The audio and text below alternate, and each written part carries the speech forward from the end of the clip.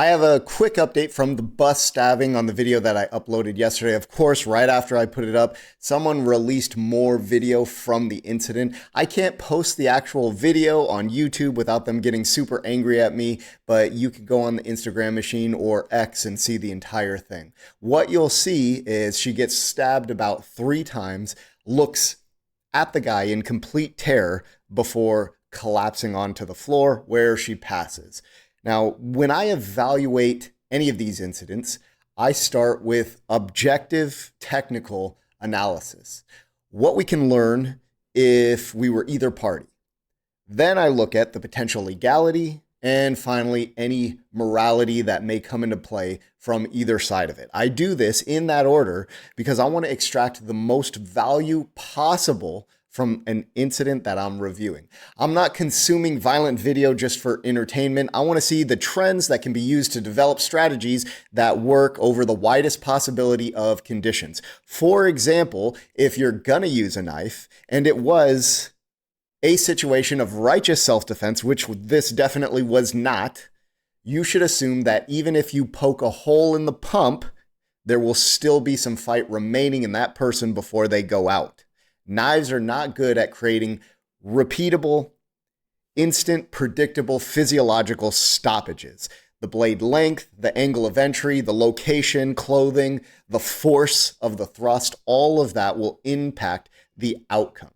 So if you're defending yourself with a knife, remember, the goal with a knife is to create space to get to something better like a gun or possibly removing yourself from the situation altogether. That's what knives do. They create space. If you're defending against a knife, you might not know you were stabbed initially or even cut. Many of the knife-related incidents that I investigated, the person said they thought that they were being punched. You must always try to control the hands. Whether or not you know there's a knife, whether or not you know you were stabbed or you were hit, try to control the hands. If you do get cut or stabbed, you keep fighting until the lights go out. This is a place where mindset actually comes into play. You must be determined to survive. Even if they did hit the pump and you're on a timer, you might be able to take a few of them out with you before the clock runs out. And I think that would be good for everyone if you're able to do so, even if you don't make it out. If we're being objective and honest in the assessment of this incident, I don't think that any bystander could have stopped those initial thrusts. There wasn't a lot of pre-assault indicators that it was going to be physical. And from seated to the first impact is less than a second. But once it did start, I do wish that someone would have tried to help. Maybe try to control the attacker, wrapping their arms around him. Maybe try to plug the leaks of the lady. Although I don't think any amount of Z-fold would have saved her, but at least some effort could have been made. I also understand, though, why people are very careful about what they buy, especially after seeing the Daniel Penny incident and how much coverage that got when he was run through the coals in what was a very similar case, but a much more positive impact or a positive outcome when it ended, that being the bad guy died.